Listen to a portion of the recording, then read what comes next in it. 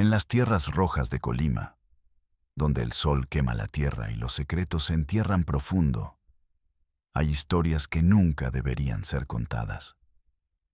Historias que se pudren en el silencio, bajo el peso de la tradición y el miedo. Se aferran a las raíces de los árboles, se mezclan con el polvo de los caminos. Esta es una de esas historias. La historia de un niño que llevaba en su sangre una verdad imposible. Una abominación genética escondida a plena vista, caminando entre la gente que había decidido no ver. La historia que van a escuchar hoy no es una ficción. No es un cuento para asustar en la noche. Es un descenso a la oscuridad de una familia, al fracaso de una sociedad y al corazón de un secreto que desafía la naturaleza misma. Un secreto que convirtió a un abuelo en padre y en bisabuelo del mismo niño. Si crees que la verdad, por dolorosa que sea, debe ser contada, si crees que el silencio es el alimento de los monstruos, suscríbete a este canal. Únete a nuestra comunidad, porque aquí no apartamos la mirada. Aquí enfrentamos la realidad, aunque nos queme los ojos. Todo comenzó con una visita de rutina. Una más en la larga lista de consultas de un dispensario rural perdido en la sierra de Colima. El aire allí dentro siempre estaba quieto, pesado con el olor a desinfectante barato y a desesperanza. La doctora Elena Vargas llevaba apenas 6 meses en el pueblo. Había llegado con el idealismo intacto, una maleta llena de libros y el corazón lleno de promesas. Había rechazado puestos en hospitales de la ciudad para venir aquí. Creía en la medicina como un acto de servicio, no como un negocio. Pronto descubrió que el mundo no quería ser cambiado, solo quería una pastilla para el dolor. El dispensario olía a humedad y a resignación. Las medicinas escaseaban. La gente llegaba con males antiguos, del cuerpo y del alma. Enfermedades que no venían en sus libros de texto. Y Elena, con sus 28 años y su bata blanca impecable, se sentía a menudo como una curandera improvisada, luchando contra un mal mucho más grande que la fiebre o la tos. Ese día entró Sofía, una joven de no más de 18 años. Aunque sus ojos parecían tener 30, había una opacidad en ellos, como un vidrio empañado. Cargaba en brazos a un niño pequeño, Mateo. El niño tenía fiebre. Lloraba débilmente, un quejido más que un llanto. Nada fuera de lo común, una escena repetida 100 veces. Pero algo no encajaba. La tensión entró a la habitación antes que ellos. Detrás de Sofía, como una sombra pegada a su espalda, entró un hombre mayor, don Ramiro. El abuelo del niño, el padre de Sofía. Su presencia llenaba el pequeño consultorio, consumiendo el poco aire que había. Era un hombre de campo, de manos gruesas y nudillos blancos. Su piel curtida por un sol implacable. Su mirada era pesada, una mirada que no preguntaba, ordenaba. No se sentó. Permaneció de pie, junto a la puerta, bloqueando la única salida. Un guardián, un carcelero. Elena le sonrió a Sofía, un gesto profesional que se sintió falso en su propia cara. Buenas tardes. ¿Qué le pasa al pequeño? Sofía abrió la boca para responder, un movimiento casi imperceptible, pero la voz de don Ramiro se adelantó, aplastando su intento. Tiene calentura, doctora, y no quiere comer. Su voz era un trueno bajo, grave, definitiva. No era una descripción, era una sentencia. Elena asintió, tratando de mantener el contacto visual con la madre, ignorando al hombre. Un pequeño acto de rebeldía. ¿Desde cuándo está así, señora? Sofía bajó la mirada al suelo de cemento pulido y agrietado. Sus hombros se encorvaron, como si el peso de la mirada de su padre fuera físico. Desde ayer, susurró, la palabra apenas audible. Desde ayer, repitió don Ramiro, más fuerte, como si tradujera un idioma que Elena no pudiera entender. Le dimos un té de hierbas, pero no le baja. Elena comenzó a examinar a Mateo.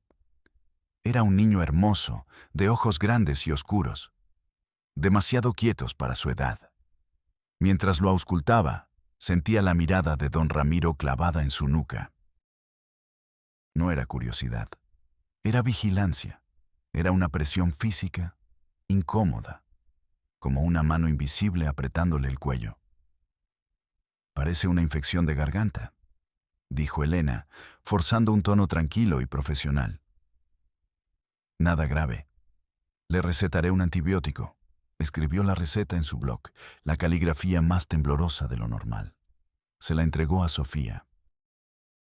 La mano de la joven temblaba visiblemente al tomar el papel. Su piel estaba fría al tacto, húmeda. Don Ramiro se acercó, sus botas polvorientas resonando en el silencio.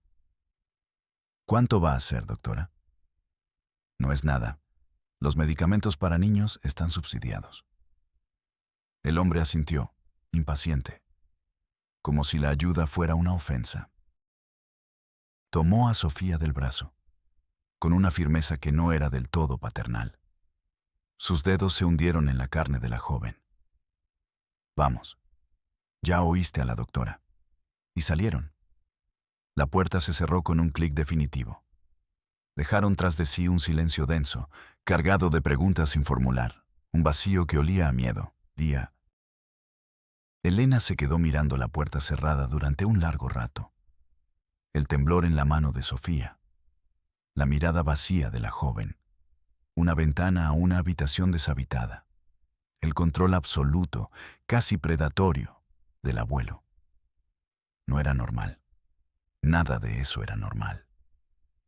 Ese sentimiento, esa espina de inquietud, se clavó en la mente de Elena y no la soltó.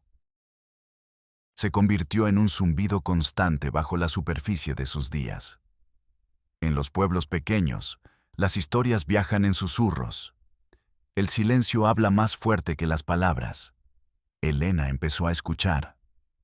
No las conversaciones, sino los silencios. A prestar atención a las pausas abruptas cuando ella se acercaba a un grupo en el mercado. A las miradas que se desviaban, a los cambios de tema repentinos. Nadie hablaba directamente de la familia de don Ramiro. Su nombre era una muralla. Era un hombre respetado. Una palabra que en esos lares a menudo significa temido. Un hombre con tierras, con poder. El tipo de poder que no viene de la ley, sino de la costumbre y el miedo. El padre de Mateo no existía en ninguna conversación. La versión oficial era un fantasma. Un jornalero de paso que había embarazado a Sofía y había desaparecido en la noche. Una historia triste, pero común. Demasiado común. Demasiado conveniente. Demasiado perfecta. Elena empezó a revisar los archivos del dispensario durante las noches, bajo la luz parpadeante de un foco. Historias clínicas viejas, amarillentas por el tiempo y la humedad. El papel olía a polvo y a vidas olvidadas. Buscaba algo, cualquier cosa. Una pista, una grieta en la pared del silencio. El expediente de Sofía era dolorosamente delgado. Visitas por gripes, alguna herida de niña. Un registro de una infancia casi invisible. Luego, un vacío de varios años, como si hubiera desaparecido. Y después, el registro de su embarazo. Frío, clínico, sin detalles, sin nombre del padre, solo padre desconocido. La frase estaba escrita con una caligrafía apresurada, diferente a la del resto del archivo, como si quien la escribió quisiera terminar rápido, lavarse las manos, olvidarlo. Elena sentía que caminaba en círculos en una habitación oscura. La intriga se convirtió en obsesión, una astilla bajo la uña de su conciencia. Cada vez que veía a Sofía en el pueblo, siempre acompañada por su padre, siempre a 2 pasos detrás de él, sentía una punzada de angustia. La joven parecía una marioneta de carne y hueso. Sus movimientos eran rígidos, ensayados. Su sonrisa cuando la ofrecía era una máscara mal pintada que no llegaba a sus ojos. Mateo crecía. Era un niño sano, a pesar de algunas peculiaridades médicas que Elena no lograba clasificar. Pequeñas anomalías en sus análisis de sangre, niveles ligeramente fuera de rango que, por sí solos, no significaban nada. Un médico con más trabajo y menos curiosidad los habría ignorado. Pero juntos, dibujaban un patrón extraño, como notas discordantes en una melodía simple. Notas que insinuaban una composición mucho más compleja y oscura. Una tarde, una enfermera mayor, a punto de jubilarse, se acercó a Elena mientras ésta ordenaba frascos de medicamentos. Doña Elvira había visto nacer y morir a 3 generaciones en ese pueblo. Sus ojos habían archivado más secretos que cualquier registro oficial.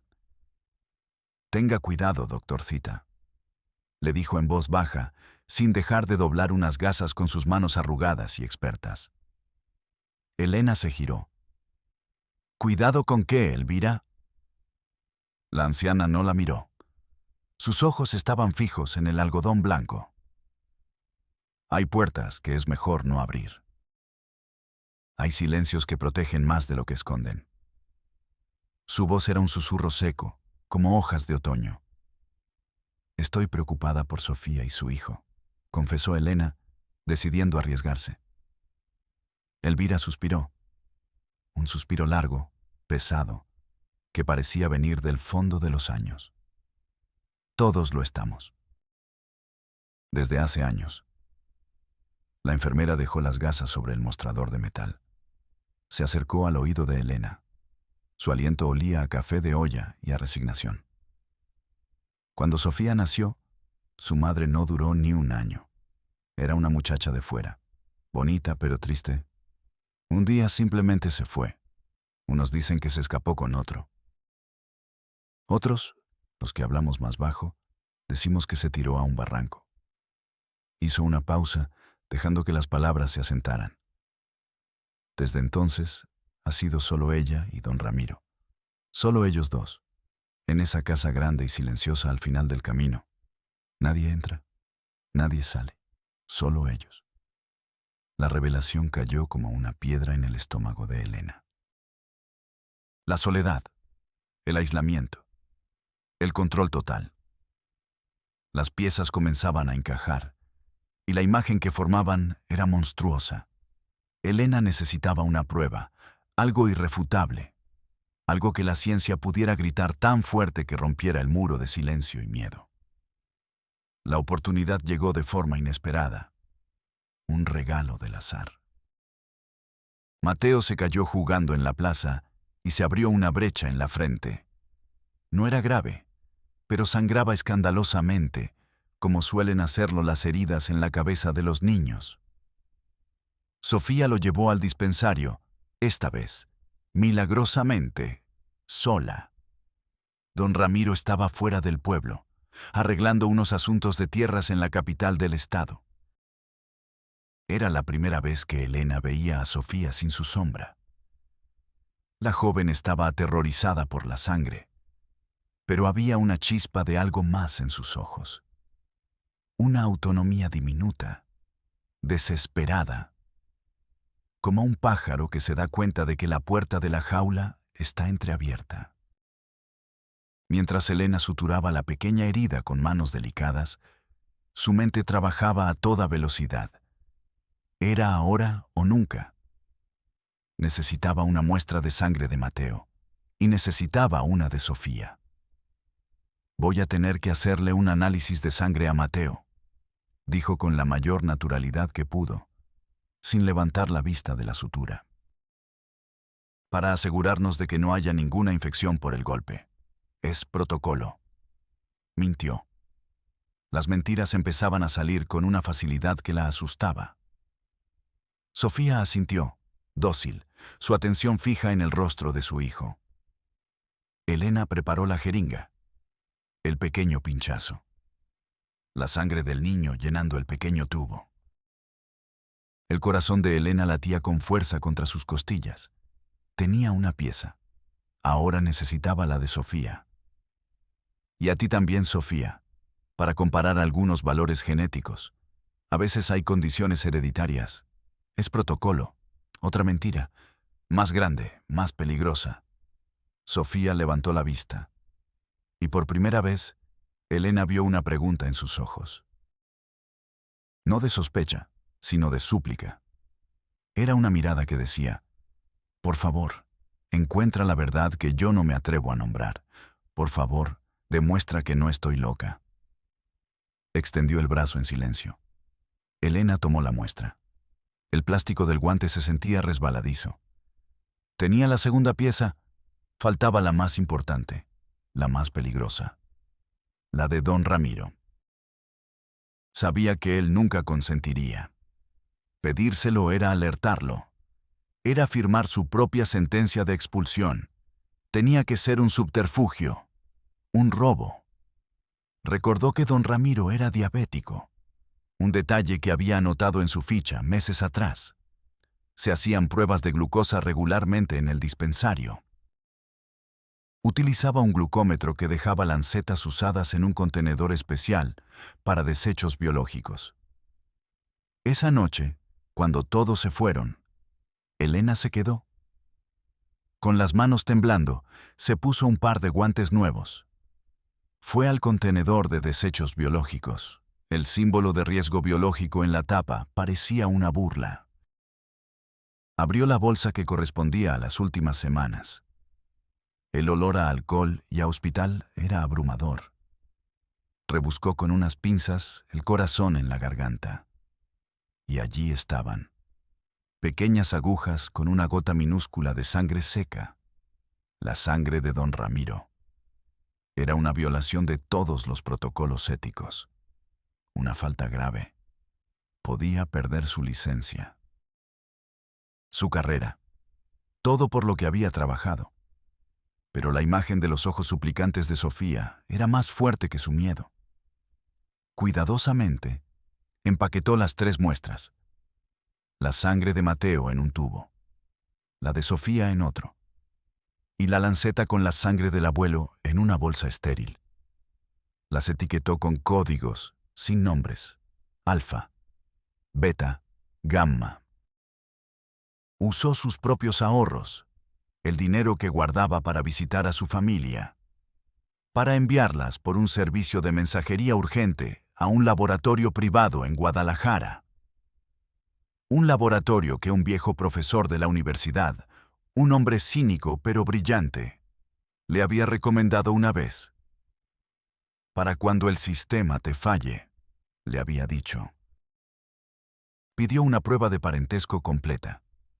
Y en el formulario, añadió una nota en la sección de comentarios, casi como un pensamiento tardío. Analizar cualquier anomalía genética inusual o marcadores de endogamia.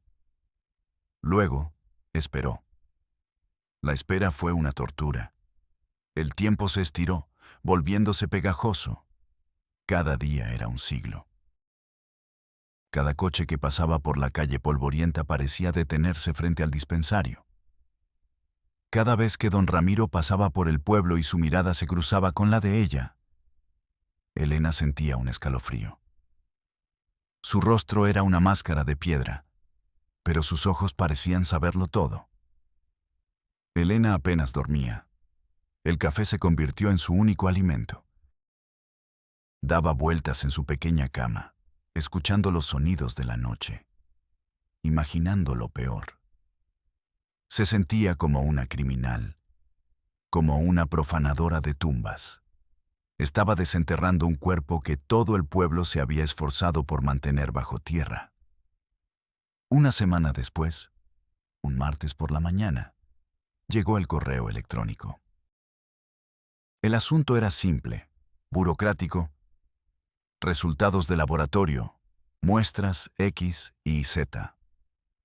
Elena sintió un golpe de hielo en el estómago. Cerró con llave la puerta de su consultorio. Bajó la persiana. Se sentó frente a la pantalla de su vieja computadora. El ventilador del aparato zumbaba como un insecto atrapado. Sus manos temblaban tanto que el puntero del ratón bailaba en la pantalla. Hizo clic en el archivo adjunto. Un documento PDF se abrió lentamente, línea por línea, como si la conexión a Internet también estuviera conteniendo la respiración. Estaba lleno de números, porcentajes, alelos, marcadores genéticos, un lenguaje ajeno y frío. Elena se saltó todo eso. Fue directamente a la conclusión, al final del documento. Sus ojos escanearon el texto. Sujeto beta, adulta femenina, y sujeto alfa, niño. Probabilidad de maternidad del 99,999%. Eso era lo esperado. Sujeto C, adulto masculino, y sujeto A, niño. Y entonces la frase, la que lo cambiaría todo. La probabilidad de paternidad es del 99,999%. El aire abandonó los pulmones de Elena en una exhalación sibilante.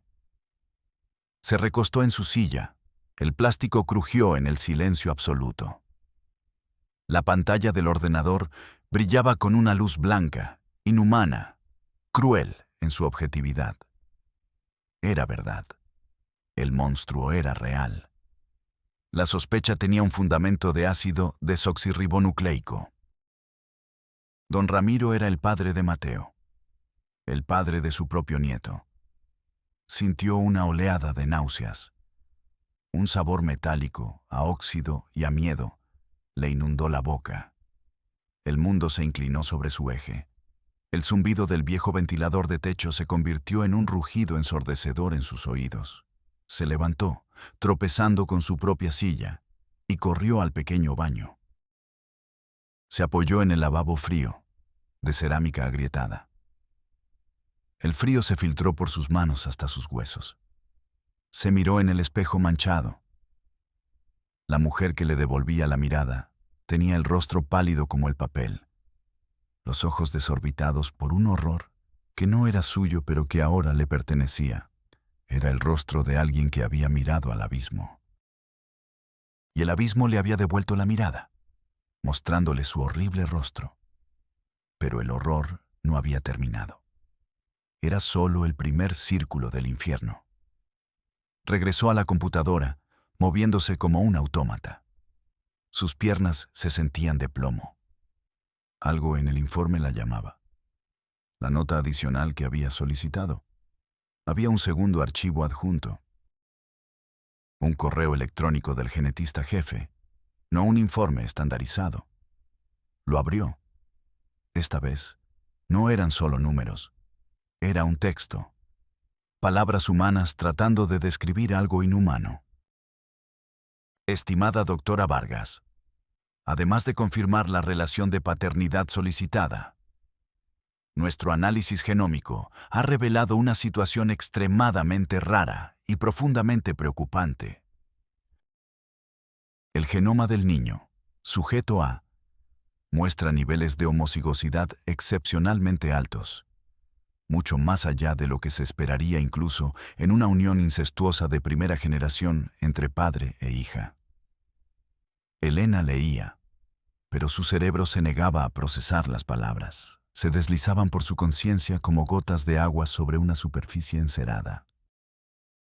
Estos patrones son consistentes con múltiples generaciones de endogamia en bucle cerrado. Para ser claros, el perfil genético del padre, sujeto C, no solo lo identifica como el padre biológico del niño, sino que su propio perfil genético ya está presente en el genoma de la madre, sujeto B, como su padre biológico. Esto ya lo infería de su solicitud. Elena tragó saliva. El genetista estaba preparando el terreno. Sin embargo, el análisis va más allá. En términos sencillos y brutales, el sujeto C, don Ramiro, no es solo el padre del niño. Dado que también es el padre de la madre, es, por definición, el abuelo del niño. Elena ya sabía eso. Su corazón latía con una lentitud dolorosa. ¿A dónde iba todo esto? Y entonces llegó el párrafo final, la última pala de tierra sobre el ataúd. Y dado que el niño, sujeto A, hereda el linaje de su padre, don Ramiro, directamente, y también a través de su madre, Sofía, hija de Ramiro, don Ramiro funciona genéticamente no solo como padre y abuelo, sino también como su propio bisabuelo, para con el niño. El niño es, en esencia, su propio primo segundo. Es un callejón sin salida genético. Una catástrofe biológica. Nunca hemos visto un caso documentado como este en un individuo vivo. Elena vomitó en la papelera de metal que tenía junto a su escritorio. Vómito ácido y amargo que salpicó los papeles y los informes. Se quedó allí, de rodillas sobre el suelo de baldosas frías, temblando incontrolablemente. El cuerpo expulsando un horror que la mente no podía contener. El suelo estaba frío, frío como la tumba, frío como el secreto que ahora sostenía en sus manos. Padre, abuelo, bisabuelo. 3 generaciones de horror contenidas en un solo hombre y encarnadas en un solo niño inocente. El horror tenía un nombre y una dirección. Y vivía al final del camino, en una casa grande y silenciosa que todos veían, pero nadie miraba. Para entender la profundidad de esta oscuridad, hay que volver atrás. Hay que caminar por los pasillos silenciosos y polvorientos de la infancia de Sofía. Sofía no recordaba a su madre. Solo tenía una foto descolorida guardada en un cajón. Una mujer de sonrisa triste y mirada lejana, como si ya estuviera planeando su huida. Su mundo entero era su padre, don Ramiro.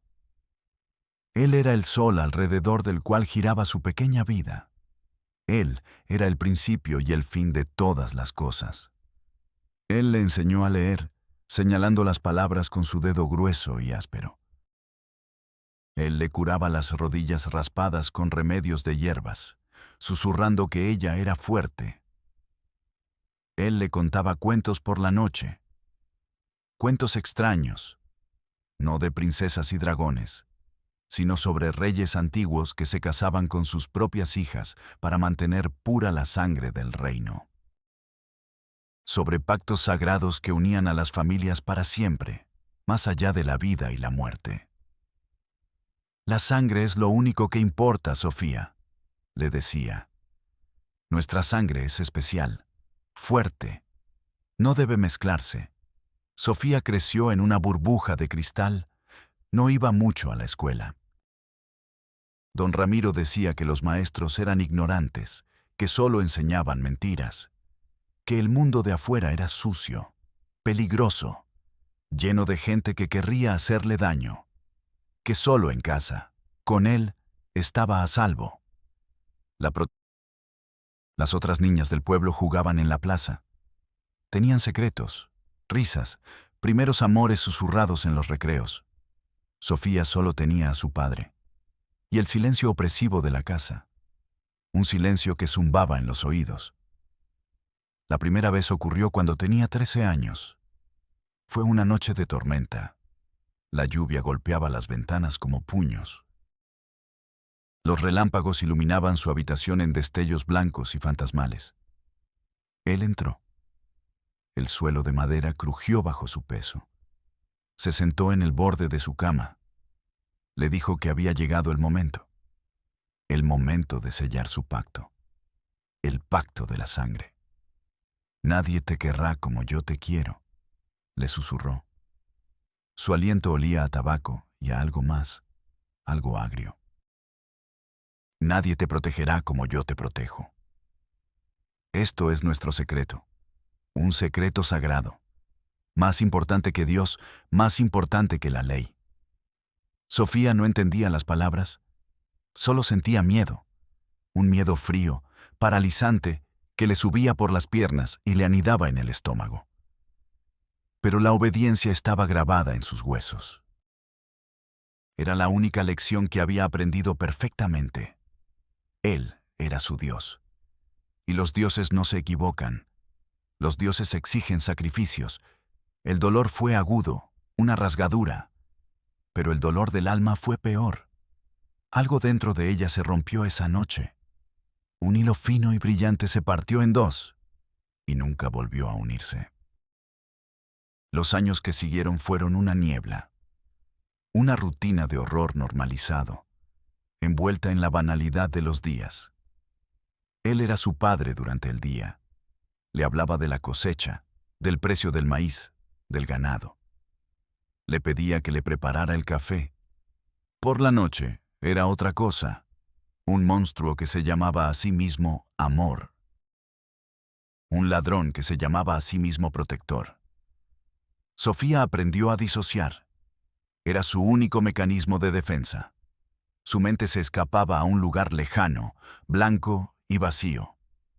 Un cuarto sin muebles ni ventanas, donde nada podía tocarla. Mientras su cuerpo soportaba, su cuerpo se quedaba atrás para pagar el precio. Cuando cumplió 17, se dio cuenta de que su periodo no llegaba. El pánico fue una ola helada que la ahogó. Durante días, rezó para que fuera un error, una equivocación de su cuerpo. Finalmente, temblando, se lo dijo. Por primera vez en su vida, vio miedo en los ojos de don Ramiro, un destello de pánico animal. Pero solo duró un instante. Luego, la máscara de control y poder regresó a su sitio. «Es una bendición», dijo él, su voz recuperando la fuerza. «Es la prueba de nuestro lazo. La sangre se renueva. Nuestra sangre se ha hecho fuerte. Construyeron la mentira juntos. Él dictaba, ella obedecía. El jornalero sin nombre, el fugitivo sin rostro. El hombre que abusó de su confianza y huyó. Una historia que el pueblo aceptó con demasiada facilidad. Con un alivio casi palpable. Porque era más cómodo que enfrentar la verdad que todos sospechaban en el fondo de sus corazones. Cuando Mateo nació, en esa misma casa, con la ayuda de una partera que cobró el doble por su silencio, Sofía sintió un atisbo de algo nuevo. Amor. Un amor feroz, animal, protector por ese pequeño ser indefenso. Pero ese amor también era terror, porque cuando miraba los ojos de su hijo, veía los ojos de su padre. Con el informe del laboratorio en sus manos, un documento que se sentía radiactivo, Elena Vargas sintió el peso del mundo. Ya no era una doctora, era una testigo. Y el silencio ya no era una opción. El conocimiento era una carga que la obligaba a actuar. Su primer paso, el más lógico, fue su superior directo. El doctor Morales, el director del Centro de Salud Regional. Un hombre burócrata, de traje siempre planchado, más preocupado por los presupuestos y las estadísticas que por los pacientes. Elena consiguió una cita. Viajó 2 horas en un autobús destartalado que olía a diésel y a gallinas. Se sentó en una oficina con aire acondicionado que olía a limpiador de pino. Un contraste brutal con su dispensario. Le explicó la situación, con la voz temblorosa al principio, pero luego con una firmeza nacida de la indignación. Le mostró las pruebas, el informe genético, las conclusiones del laboratorio. Le explicó el callejón sin salida biológico que era Mateo, el horror científico. El doctor Morales escuchaba, con los dedos entrelazados sobre su escritorio pulcro de caoba. Su rostro no mostraba sorpresa, ni horror, ni siquiera curiosidad. Solo un lieve fastidio, como si Elena le estuviera contando un problema administrativo menor. Cuando Elena terminó, con la garganta seca, él se reclinó lentamente en su silla de cuero, que emitió un quejido de satisfacción. Suspiró. Doctora Vargas, comenzó, con un tono paternalista que le erizó la piel. Aprecio su diligencia, su pasión. Pero esto es extremadamente delicado. Miró el informe que Elena había puesto sobre su escritorio como si fuera un insecto desagradable. Don Ramiro es una figura importante en su comunidad, un benefactor, un hombre de influencia. Tiene amigos, amigos importantes. Es un criminal, replicó Elena, su voz subiendo de tono. Es un monstruo. Ha hecho daño a su hija durante años. Y ese niño es la evidencia viva de ello, presuntamente, la interrumpió Morales, levantando un dedo. Todo esto es presunto. Y estos elementos, señaló la carpeta con desdén, se obtuvieron de manera irregular, ilegal, en realidad. No serían admisibles en un tribunal. Nosotros, como institución, podríamos ser demandados. ¿Comprende la posición en la que nos coloca? El sistema no buscaba justicia. Buscaba evitar problemas, protegerse a sí mismo. ¿Y qué se supone que haga?, preguntó Elena, la incredulidad tiñendo su voz. ¿Romper estos papeles? ¿Fingir que nunca vi nada? Morales se encogió de hombros, un gesto de indiferencia perfectamente ensayado. Concéntrese en su trabajo, doctora. La campaña de vacunación contra el sarampión está por comenzar. Tenemos metas que cumplir. El Estado nos evalúa por esas metas, no por dramas familiares complejos. Le devolvió los papeles, empujándolos por la superficie pulida del escritorio. Archive esto, por su propio bien y por el nuestro. No busque problemas donde no los necesita. La despidió con un gesto de la mano.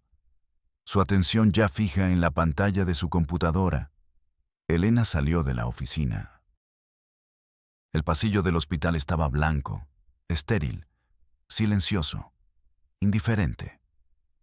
Sintió una oleada de frío, a pesar del calor de afuera. Era el frío de la impotencia. El frío de la primera puerta que se cerraba en su cara. El sistema no la había ayudado. El sistema le había advertido que se detuviera. No se detuvo. Su siguiente parada fue la comandancia de la policía municipal. El lugar olía a café rancio, a sudor y a una leve desesperación. Un ventilador de techo giraba perezosamente, moviendo el aire caliente sin refrescarlo. La atendió un oficial con el uniforme manchado de salsa y el bigote descuidado, el oficial Cabrera. Estaba llenando un crucigrama con una concentración feroz.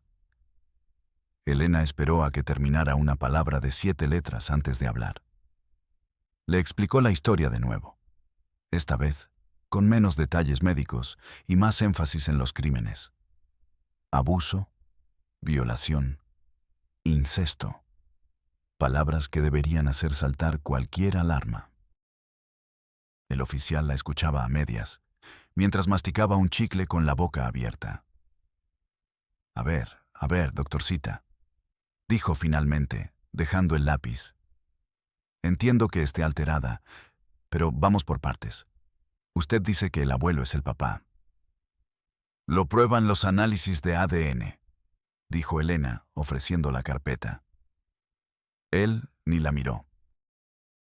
Le hizo un gesto con la mano para que la bajara. Mire, los papeles dicen lo que sea. Aquí lo que importa es la denuncia. La muchacha, la Sofía esa, ¿ha venido a denunciar a su papá? Tiene miedo, respondió Elena. Está aterrorizada. Ha sido controlada toda su vida. No puede denunciarlo. Cabrera soltó una risita. Una risa sin alegría. Miedo tenemos todos. Doctorcita, si no hay denuncia de la víctima, no hay delito. Es la palabra de usted, una forastera, contra la de un ciudadano respetable, un hombre de aquí de toda la vida. Extendió una mano perezosa y se rascó la barriga. Además, eso del secreto genético que aterrorizó a una familia suena a cosa de telenovela. Aquí vemos cosas más simples. Machetes, balas, borrachos. Lo suyo es muy complicado. Se levantó estirándose. El sonido de su espalda al tronar llenó la habitación. Si usted cree que la joven o el niño están en peligro inminente, puede llenar un formato. El 3B, para violencia intrafamiliar. La ventanilla de atención ciudadana está al fondo. Le darán un número de folio. Luego, un visitador social irá cuando haya uno disponible en su zona. La burocracia como un arma, el procedimiento como un laberinto diseñado para que te pierdas, para que te canses, para que te rindas. ¿Y cuándo sería eso?, preguntó Elena, sintiendo cómo la esperanza se desvanecía, convirtiéndose en ceniza. Cabrera se encogió de hombros, el gesto universal de la indiferencia institucional. Uf, pueden ser semanas, meses. Hay muchos folios antes que el suyo. La gente tiene muchos problemas, ¿sabe? Volvió a su escritorio, a su crucigrama. Para él, el caso estaba cerrado. Elena se quedó de pie en medio de la oficina. Sola, el zumbido del ventilador. El olor a fritanga de la fonda de al lado. El sonido del lápiz del oficial rascando el papel del periódico. La absoluta, aplastante normalidad del horror. Sintió un nudo en la garganta. No era rabia. Era algo más profundo, más frío. Una tristeza desoladora por un mundo donde la justicia era un formulario y la verdad era un inconveniente. No se rindió. Aún no. Llamó al DIF, la Agencia de Protección Infantil del Estado. Le costó 3 días y una docena de llamadas conseguir una cita. La pasaban de una extensión a otra, la dejaban en espera con una música repetitiva. La oficina era diferente, limpia, moderna, con carteles de niños sonrientes y felices en las paredes. Una ironía cruel que le revolvió el estómago. La recibió la licenciada Robles, una mujer de traje sastre impecable y sonrisa profesional. Escuchó la historia con una atención estudiada, asintiendo en los momentos adecuados. Tomaba notas. Parecía comprensiva, competente. Por un momento estúpido, Elena sintió una chispa de esperanza. Es una situación terrible, doctora. Verdaderamente terrible, dijo Robles cuando Elena terminó. Su voz era suave, tranquilizadora. Tomó la carpeta, esta vez sí la hojeó. Pasó las páginas con dedos rápidos. Sus cejas se fruncieron al ver el informe genético. Esto es concluyente, admitió, y el corazón de Elena dio un vuelco. Entonces pueden actuar, dijo Elena inclinándose hacia adelante. ¿Pueden sacar a Sofía y a Mateo de esa casa? Ahora mismo. La sonrisa de la licenciada se tensó. Se volvió profesional, distante. No es tan simple, doctora. Legalmente la madre es mayor de edad. No podemos obligarla a irse contra su voluntad. Y para retirar la custodia de un menor, necesitamos pruebas contundentes de negligencia o abuso físico directo. ¿Usted ha visto marcas en el niño? ¿Signos de desnutrición? ¿Testigos del abuso? El abuso es el aire que respiran. El abuso es psicológico, es sexual contra la madre, es un infierno, exclamó Elena, golpeando la mesa con la mano. Lo entiendo. Emocionalmente, lo entiendo. Pero la ley no funciona con emociones. La ley necesita pruebas visibles, moratones, huesos rotos, testimonios jurados. La licenciada cerró la carpeta con un suave chasquido. el sonido de otra puerta cerrándose. Lo que podemos hacer es iniciar una evaluación de entorno familiar. Un trabajador social hará una visita. Hablará con la familia, con los vecinos. Los vecinos tienen miedo. Sofía tiene miedo. Don Ramiro los controlará a todos, les dirá qué decir. Protestó Elena desesperada. Robles suspiró. El mismo suspiro que el doctor Morales. El suspiro del sistema. Cansado, aburrido. Doctora Vargas, entiendo su frustración. De verdad. Pero debemos seguir los protocolos. Si actuamos sin una base legal sólida, don Ramiro podría demandarnos por secuestro y difamación. Y ganaría. Y entonces, nunca más podríamos acercarnos a ese niño. Estaríamos atados de manos para siempre. Era un chantaje perfecto, un círculo vicioso. Usa nuestras reglas lentas e ineficaces. O no uses nada en absoluto. Iniciaremos el expediente, concluyó Robles, tecleando algo en su computadora con uñas perfectamente cuidadas. Se le asignará un número de caso. Recibirá una notificación por correo con los avances. Otra vez. El horror convertido en un número de expediente. La tragedia clasificada, ordenada, archivada. Elena salió al sol cegador de la ciudad. Se sentó en una banca del parque, frente al edificio del DIF. Miró sus manos. Las mismas manos que habían suturado la herida de Mateo. Las mismas manos que habían sostenido la prueba irrefutable de un crimen monstruoso. Y eran inútiles. El sistema no estaba roto. Era peor. Estaba funcionando exactamente como fue diseñado. Para protegerse a sí mismo, para gestionar las apariencias, para mantener el delicado equilibrio de poder, donde los hombres como Ramiro eran pilares de la comunidad, y las mujeres como Sofía eran silencios inconvenientes, y los niños como Mateo eran daños colaterales. Se quedó allí sentada durante una hora, viendo a la gente pasar, familias riendo, parejas tomadas de la mano, un mundo normal, un mundo que no sabía, que no quería saber, de la oscuridad que se escondía a plena vista.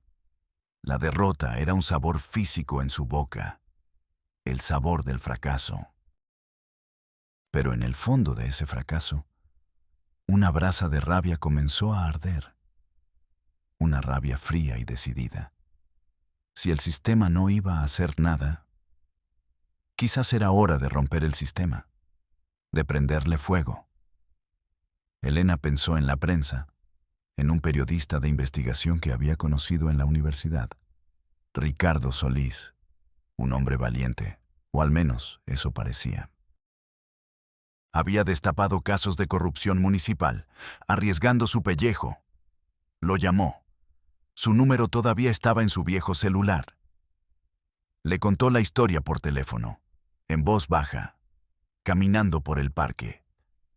Al otro lado de la línea hubo un silencio expectante, un silencio cargado de electricidad. «Dios mío, Elena», dijo el periodista. Su voz era un susurro emocionado. «Esto no es una historia, es una bomba nuclear. Envíame todo lo que tengas, absolutamente todo». Elena sintió por primera vez en semanas un rayo de esperanza real, una esperanza peligrosa. Esa noche, desde un café internet, le envió los documentos encriptados. El periodista le confirmó que los había recibido. «Dame 24 horas», le dijo. «Voy a mover cielo y tierra. Esto saldrá en primera plana». Elena esperó. Esta vez, la espera era diferente. No era la espera ansiosa de los resultados. Era la espera tensa antes de una batalla. La calma antes de la explosión. Pasaron 24 horas. Pasaron 36. El silencio se volvió pesado. Elena lo llamó. El teléfono sonó varias veces antes de que él contestara. Su voz era diferente. apagada, derrotada. Elena, no puedo, dijo sin rodeos. ¿Qué quieres decir con que no puedes? Tú mismo dijiste que era una bomba. Lo es, pero he estado haciendo llamadas. Mi editor habló con sus fuentes en el gobierno estatal. Este tipo, Ramiro, está más conectado de lo que pensábamos. No es solo un cacique local. Financia campañas. Es socio de empresas constructoras que tienen contratos con el Estado. Es dueño de la mitad del valle y del agua que lo riega. El periodista suspiró. Un sonido lleno de estática y de miedo. Publicar esto sin una denuncia formal, sin el respaldo de una autoridad, sería un suicidio profesional y quizás literal. Nos cerrarían el periódico en una semana con cualquier pretexto. Y a mí me encontrarían en una zanja. Así me lo dijeron. La esperanza murió. Esta vez, para siempre. Murió de un golpe seco y brutal. Lo siento, Elena, dijo el periodista. Su voz era apenas un murmullo. De verdad. Pero hay monstruos demasiado grandes para pelear con ellos. Colgó. Elena se quedó mirando el teléfono. La pantalla se apagó, dejándola en la oscuridad. El último puente había sido quemado. El sistema, la ley, la prensa. Todos los pilares de la justicia se habían derrumbado. O peor, se habían revelado como lo que eran, los guardianes de la jaula, no los libertadores. La historia, nuestra historia, no termina con justicia. La realidad rara vez lo hace. Elena Vargas fue transferida. Unas semanas después de esa última llamada, recibió un sobre oficial. Una orden del doctor Morales. La enviaban a una clínica en la frontera norte, un pueblo desértico y violento. Un ascenso por su excelente labor, lo llamaron. Era un exilio, una advertencia, un castigo. Se fue del pueblo sin hacer ruido, con su maleta de libros y su corazón hecho pedazos. No se despidió de Sofía. ¿Qué podría haberle dicho? Lo intenté y fracasé. La casa al final del camino siguió en silencio. Don Ramiro siguió siendo un pilar de la comunidad, saludando a todos en la plaza. Sofía siguió siendo su sombra, cada día un poco más transparente, un poco más gris. ¿Y Mateo? Mateo sigue creciendo. Es un niño que ahora juega en el patio polvoriento de esa casa. Corre, ríe. A veces, cuando ríe, se parece a su madre en esa foto descolorida. Pero cuando se detiene y te mira fijamente, con sus ojos oscuros y profundos, demasiado serios para su edad, ves a su padre, ves a su abuelo, ves a su bisabuelo, ves el rostro de un secreto que todos conocen y nadie nombra. Un secreto que camina entre ellos. El sistema no fracasó. El sistema ganó. Protegió al poderoso. Silenció a la víctima. Exilió a la testigo. Y el horror continúa, día tras día, en el silencio sofocante de un pueblo de Colima que decidió que era más fácil convivir con un monstruo que enfrentarlo. La verdad no siempre nos hace libres. A veces, la verdad solo nos muestra el verdadero tamaño y grosor de nuestras cadenas.